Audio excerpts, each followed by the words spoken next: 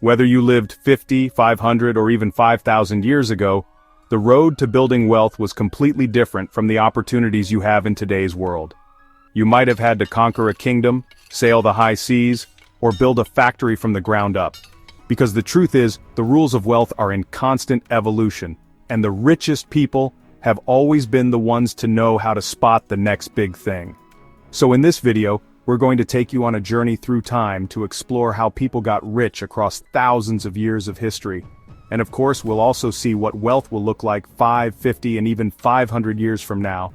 So hop in the time machine, my friend, and let's go. This is Finance Mindset, the home of financial stories, big lessons, and even bigger ambitions. Okay, so let's start off by going back around 14,000 years to the dawn of human civilization. Because around this time, a bunch of humans got tired of chasing animals across the plains and said, "We're going to plant a bunch of seeds right here, and this is where we're staying." This began the agricultural age where suddenly, whoever controlled the land controlled everything. Picture a local chieftain who controls some land along a river in Mesopotamia. He commands 100 farmers and stores so much food he can throw festivals while others starve. Back then, the richest people weren't traders or investors, no, they were tribal leaders, warlords, and early kings just like this. Because if you had fertile soil, a source of water, livestock, and enough people to work for you, everybody else's survival basically depended on you. So they followed your rules. You got rich by claiming territory, organizing labor, and defending your land with brute force. So back then, wealth didn't get you coins or gold or a Lamborghini. It got you a surplus of grain, a couple of loyal servants in your mud brick home, and yeah, more wives than you could probably name. But here's the thing. Power built on land and muscle, it doesn't last forever. If you were smart during this time, you built alliances. And eventually, as these small civilizations turned into small cities, people started writing laws. They created currency, and they realized that they weren't the only ones doing it. All around them were other burgeoning civilizations, and they were rich. So, just like that, getting rich meant getting your hands dirty. And now we're moving into the age of empire and conquest starting around 5,000 years ago. So by this point, people are getting more organized, cities are starting to form, and wealth no longer belongs to the guy with the biggest farm, but the guy with the biggest army. This is where things get a little bit more aggressive. So, at this point in history, you got rich by winning wars, collecting tribute, and enslaving your enemies. So, the wealthiest people at the time were often the ones standing at the top of a military machine. Think pharaohs in Egypt, emperors in China, or generals in Rome. These weren't businessmen. They were fierce rulers who expanded their wealth by expanding their borders. Because, simply put, the more land you took, the more people you controlled, and the more taxes flowed back to your throne. And, yeah, it also didn't hurt that when you invaded one of your enemies, you could just take everything they had. It's a brutal truth, but this is the way entire economies were built back in the day. You didn't negotiate, you conquered.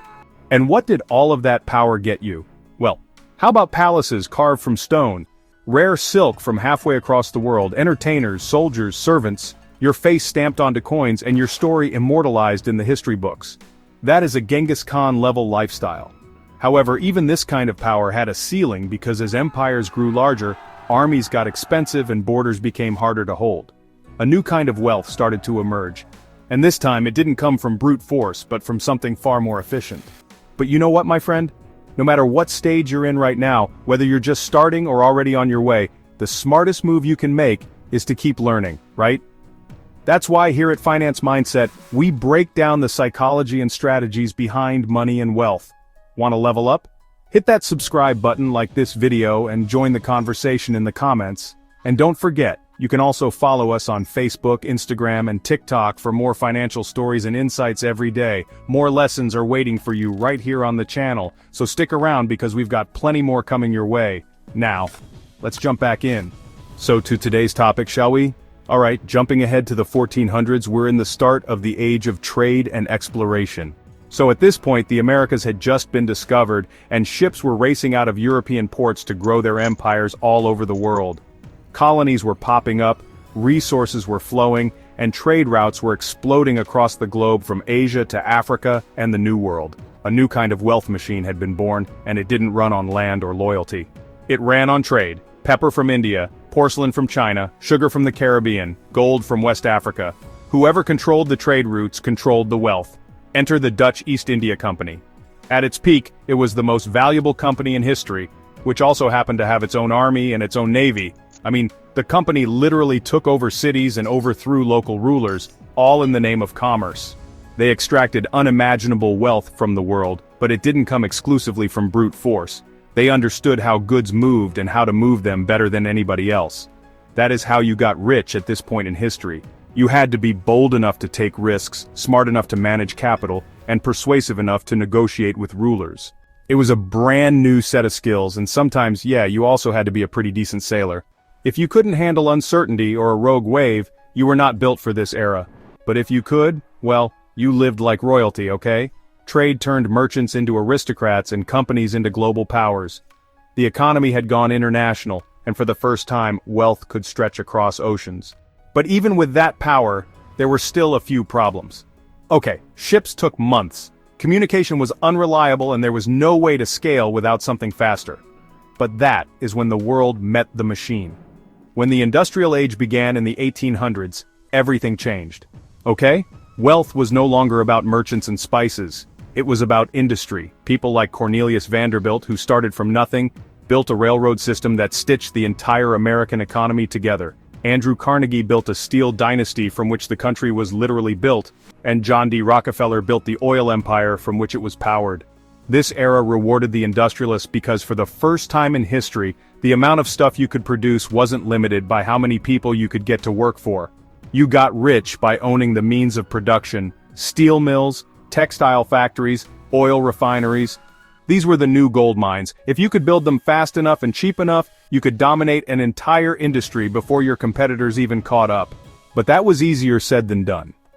This was the age of monopolies, vertical integration, and aggressive expansion. If you wanted to play in the same league as the Rockefellers of the world, you had to be relentless and able to bend the rules of capitalism in your favor. It wasn't easy, but it was definitely worth it for them. Thanks to all of the new inventions popping up around this time, the rich had early access to the first versions of actual modern luxury. We're talking massive estates with live-in staff, private rail cars that felt like rolling hotels, actual cars for the first time, early electricity, gas, lighting, elevators, stuff that made you feel like you were living 50 years in the future. The future was very fast approaching though. Pretty quickly, the same systems that built factories and railroads started building telegraphs, telephones, electricity, radio, and transistors. By the time we hit the mid-20th century, we'd built the first computer and suddenly everything changed again. Welcome to the information age, my friend, you know this one. It's basically what's been happening ever since the US military found out that you could take two computers and make them talk to each other. Suddenly, the richest people on Earth weren't factory owners or oil barons like Carnegie or Rockefeller. They were guys like Bill Gates, Steve Jobs, and Jeff Bezos, guys who built systems, platforms, and code that connected the world. In the information age, you got rich by building tools that replicated themselves. An operating system, a digital storefront, a network that pulled people in and kept them there. And here's the best part, okay? A single software product could reach billions of people without additional cost. And every new user made the system stronger. In the information age, you don't need ships or trains. You need servers, cloud infrastructure, and an army of computer engineers. So naturally, it took a different kind of mind to win here. You had to understand timing, you had to think about product market fit, attention, and virality. You had to ship fast, fail faster, and capture people's behavior before anybody else did. If you were built for that, well, this era came with a new kind of luxury. Smart homes, private jets, biohacking labs, the ability to work from anywhere, build from anywhere, and shape the way billions of people live. Your wealth, it was borderless. But just like the industrial age laid the foundation for this one, this era is laying the foundation for what comes next. Because now we're going from managing information ourselves to teaching machines to understand it. And that is creating a whole new era and a whole new way of getting rich. Yeah, we're talking about the age of intelligence, my friend. It's what we're living right now. If you want to build wealth in the modern day like it's never been possible before in history, there's only one way to do it, and that is with AI.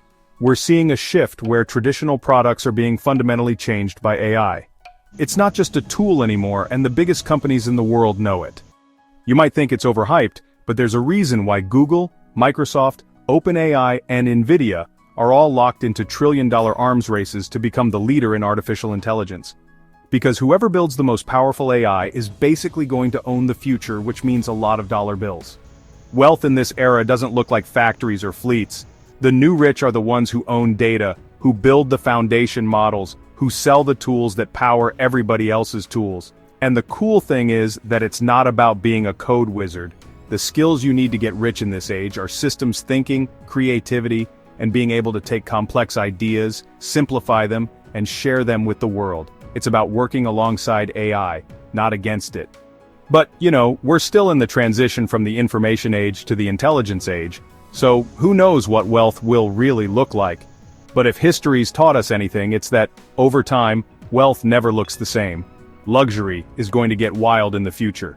If it's exclusivity you're looking for, you're going to have to be taking trips to the moon or something. The rich are going to be living fully automated lives. They'll have flying cars and smart homes that learn their preferences and robotic AI assistants. But honestly, the real luxury in this time is going to be having time to think deeply, to create, to learn, to play the long game while machines handle all the short-term chaos. That's the kind of life AI makes possible if you know how to use it. Right now you're watching the groundwork being laid for something much bigger. Which brings us to bigger questions like, where do we go from here?